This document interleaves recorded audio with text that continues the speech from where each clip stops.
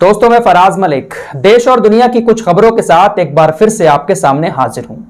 इस वीडियो में हम अपने देश की कुछ खबरों पर नजर डालेंगे, साथ ही साथ इजराइल और फिलिस्तीन के मैटर पर भी थोड़ी सी चर्चा करेंगे। लेकिन जो सबसे बड़ी खबर है वो चाइना से आ रही है। चाइना के अंदर अचानक से लोगों में भगदड़ मच जाती है। चाइना के प्रशासन में, चाइना की सरकार में हड़कंप सा मचा हुआ है कि आखिर ये हो क्या गया।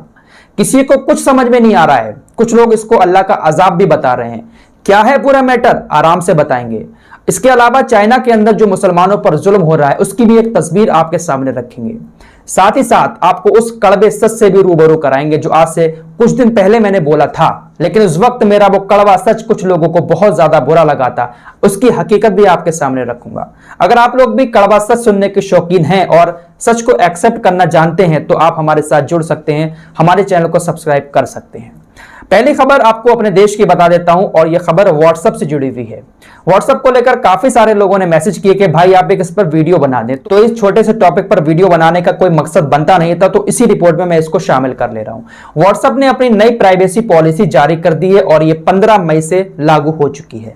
लोगों ने कहा कि अगर हम एक्सेप्ट नहीं करते हैं इस प्राइवेसी पॉलिसी को तो क्या हमारा व्हाट्सएप अकाउंट डिलीट हो जाएगा, और अगर हम एक्सेप्ट कर लेते हैं तो क्या जो हमारी पर्सनल चैट है व्हाट्सएप उसको पढ़ सकेगा। जो आप अपने रिश्तेदारों से, अपने क्लोज फ्रेंड से जो चैट करते हैं तो क्या व्हाट्सएप उसको पढ़कर कहीं दूसरी जगह शेयर करेगा। तो आइए आपको बहुत जल्दी के साथ आसान भाषा में सब कुछ बताने की कोशिश करता हूं। देखिए, व्हाट्सएप की इस नई प्राइवेसी पॉलिसी को लेकर दिल्ली हाईकोर्ट में यह मामला पहुंच भी चुका है और व्हाट्सएप की तरफ से इस पर सफाई भी आ गई है। व्हाट्सएप ने ये जो नई प्राइवेसी पॉलिसी लागू की है ये हर इंसान को एक्सेप्ट करना जरूरी है, लेकिन व्हाट्सएप ने यह कहा है कि जो चैट हम शेयर करेंगे वो सभी की चैट शेयर नहीं करेंगे, सिर्फ जिसके बिजनेस अकाउंट हैं, जिसके मोबाइल में व्हाट्सएप का बिजनेस अकाउंट है, उन लोगों की चैट व्हाट्सएप फेसबुक के साथ, इंस्टाग्राम के साथ और दूसरे प्लेटफॉर्म पर शेयर करेगा। यानी इससे एक बात साफ हो जाती है कि जो व्हाट्सएप के नॉर्मल यूजर है उनका डेटा कहीं भी शेयर नहीं किया जाएगा, सिर्फ बिजनेस अकाउंट वालों का ही जो चैट है, पर्सनल चैट जो बिजनेस से रिलेटेड होती है उसको शेयर करेगा व्हाट्सएप फेसबुक पर, इंस्टाग्राम पर। तो आप लोग आराम से व्हाट्सएप की नई प्राइवेसी पॉलिसी को एक्सेप्ट कर सकते हैं। साथ ही साथ व्हाट्सएप ने यह भी कहा है कि अगर आप इस प्राइवेसी पॉलिसी को एक्सेप्ट नहीं करते हैं तो आपका अकाउंट डिलीट तो नहीं होगा, लेकिन जो सेवाएं हैं व्हाट्सएप की वो सारी बंद हो जाएंगी। जैसे आपके पास कोई मैसेज करेगा उसका नोटिफिकेशन तो आपके पास आएगा, लेकिन आप उस नोटिफिकेशन पर क्लिक करके उस मैसेज को नहीं पढ़ पाएंगे। तो ये सारी सेवाएं बंद कर देगा और 120 दिन के बाद आपका अकाउंट भी डिलीट कर दिया जाएगा। तो आप नॉर्मल यूजर अगर हैं तो आराम से प्राइवेसी पॉलिसी को एक्सेप्ट करके आराम से मजे ले सकते हैं। आइए अब दूसरी खबर की तरफ चलते हैं। दूसरी खबर सुरेश चौहानके से जुड़ी हुई है।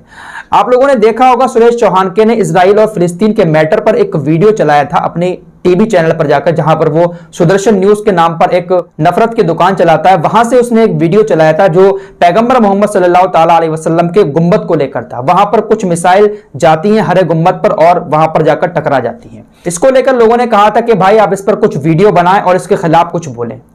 देखिए, मेरा ओपिनियन इस टॉपिक पर यह है कि इनके जैसे लोगों को जितना ज्यादा इग्नोर करोगे ना उतना ही ज्यादा बेहतर है, क्योंकि आप इनके खिलाफ बात करोगे, इनको एक्सपोज करोगे, इनके ऊपर कार्रवाई की मांग करोगे, लेकिन इनके ऊपर ना तो कार्रवाई होगी ना तो इनकी पोल खोलने से इनके ऊपर कोई असर पड़ेगा, क्योंकि ये बहुत ज्यादा बेशरम हो चुके हैं।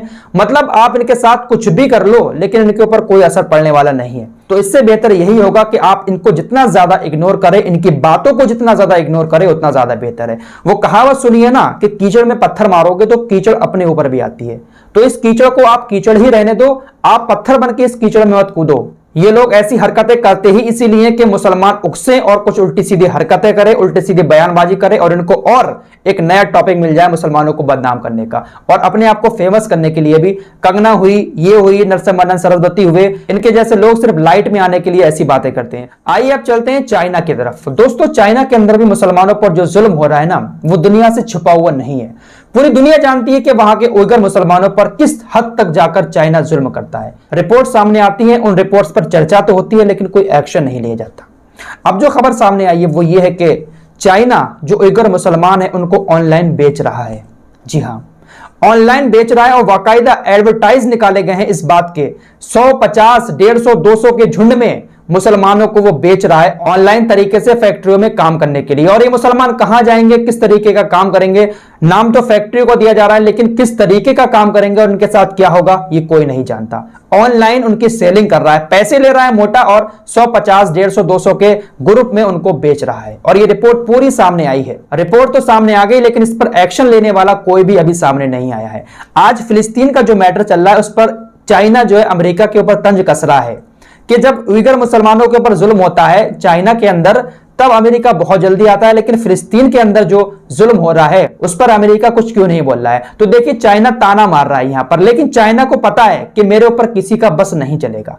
अब कड़वा सच जो मैं आपको बताऊं उसके बाद जो कुछ हुआ है, जो अजाब जिसको कहा जा रहा है वो भी बताऊंगा।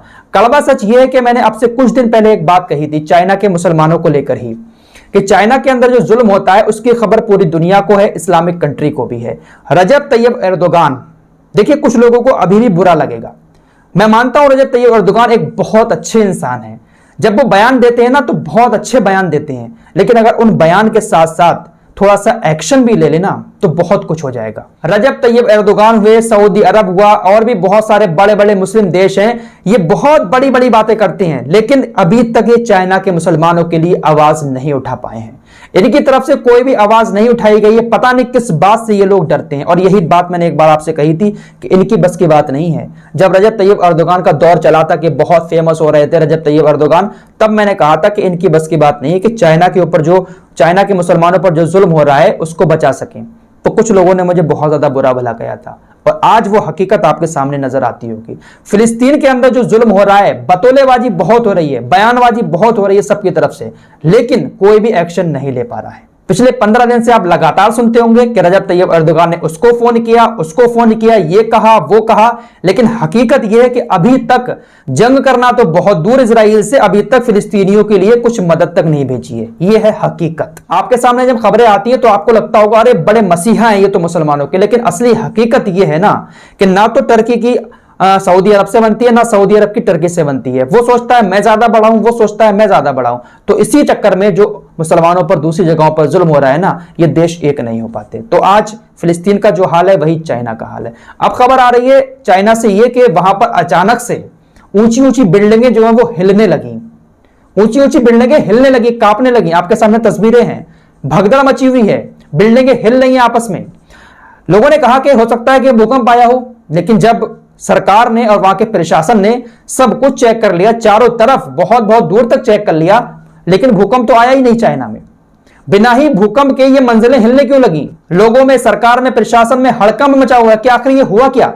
अचानक से बिल्डिंगें क्यों कांपने लगी? किसी को कुछ समझ नहीं आ रहा है। लोग इसको अल्लाह का अजाब बताकर शेयर कर रहे हैं। चाइना के वैज्ञानिक इस खोज में लगे हुए हैं कि आखिर बिना ही भूकंप के ये मंजिलें हिलने क्यों लगी, किसी को कुछ समझ नहीं आ रहा है। लेकिन अचानक से ऐसा हड़कंप मचा है चाइना के अंदर, लोगों में डर पैदा हो गया कि आखिर बिना ही भूकंप के ये हो क्या रहा है चाइना के अंदर।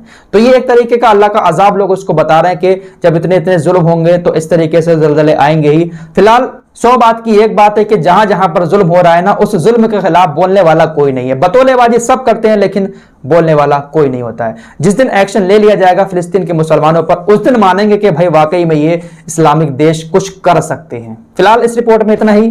कुछ लोगों को बातें कड़वी लगी होंगी, माफ कर देना, लेकिन क्या करूं, आदत से मजबूर हूं। कड़वा सच में हमेशा बोलता रहता हूं। फिलहाल इस रिपोर्ट में इतना ही। अपना ख्याल रखिए।